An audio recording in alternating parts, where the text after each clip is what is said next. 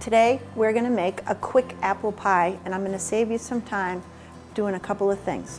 One is we bought prepared pie crust. These pie crusts you can buy in the store. They're not frozen. These are in the refrigerated section.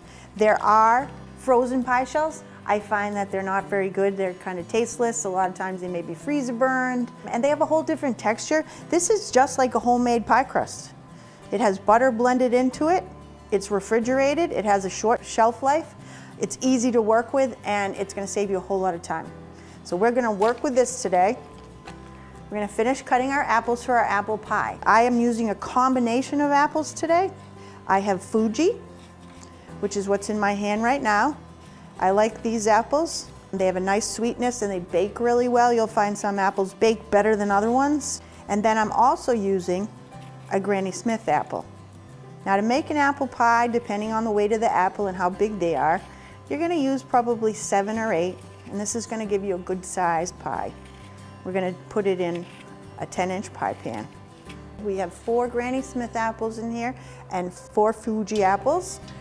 We are going to add to this to make the filling for the pie. This is 1 cup of sugar, 1/4 cup of flour, about a tablespoon of cinnamon, and I have a little tiny bit of trace of nutmeg. And we're also going to add a little bit of butter. This is probably, if you added it up, a couple of tablespoons. Now we have all our ingredients in, and we are going to turn it over and dust everything. Coat everything really good with this combination. We're ready to assemble our pie. What I've done is, this is just regular old flour. We're going to lay the pie shell out. Now, most of the time these pie shells are just a scooch too small. The bottom's usually fine, the top you need, because you're going to overlap a little bit more. So you may want to roll it out just a little bit. So from the middle out, middle out, middle out. Never roll all the way across the pie. It toughens the pie shell. Now I'm cooking this in an aluminum pan. Some people have glass. I actually don't mind the aluminum pan, I prefer it. I think the crust on the bottom cooks a little better, whereas the glass pie dish, sometimes it's a little soggy. I think if you're doing an open dish pie where you won't have a top cover, then it would be fine. So we're in there. We're going to add all of these apples. Now you want to get them nice and tight and packed, because the idea is more apples, the better it is. So we're going to really push them down here.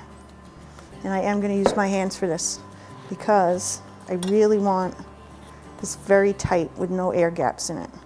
This works out to be approximately, I would say, if you're doing it by weight, 2.5 pounds of apples. And so they're nice, packed nice and tight. Now you have all the sugar left in the bowl. We're going to sprinkle that all the way around. We're going to take the other pie shell. Again, roll out from the middle. Out from the middle. We're going to fold this over to lift it up. Fold it into quarters. We're going to take this pie, unfold it. We're going to fold it over. Now, as you can see, this has got a pretty good skirt. We're not going to have to cut this hem. That's what we call it. And what you're going to do is you're going to lift it up with your fingers from here. You're going to lift it up, and you are going to roll it like 2 rolls, and then press it down with your fingers. So up, together, squeeze, and go around. And it all goes underneath, and it gets pushed inside the shell. I'm going to go all the way around. Now we're going to make the edge, the little point. I like to put what's known as an egg wash on mine. So we're going to have a single egg and some half and half, and we're going to mix them up together. And what this does is it just makes the dough kind of shiny, and we're going to brush the whole top of this pie.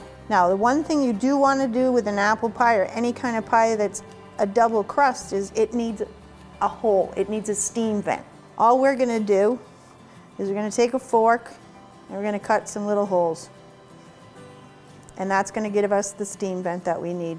So now this can either go in the freezer, or it can go in the oven. If we're going to put it in the oven, we're going to bake it at 350 degrees for approximately an hour. If the apples are really crisp, then it's going to take the hour. And you can test them just by taking a nice slim knife, and you're just going to slide it in, and if the apples are nice and soft, you're ready to go. But if there's any give to them, you don't want to. So we're ready to go in the oven. So this is our apple pie finished. We're going to slice it. Now you can serve this with whipped cream, you could serve it with vanilla bean ice cream. I prefer vanilla bean ice cream. Nice little wedge. Make sure you cut all the way through. The hardest part is getting the first piece out intact. You think we have it? Oh, look at that. It smells wonderful. Cinnamon, nutmeg, apples, and a flaky pastry. There we are, apple pie. Delicious.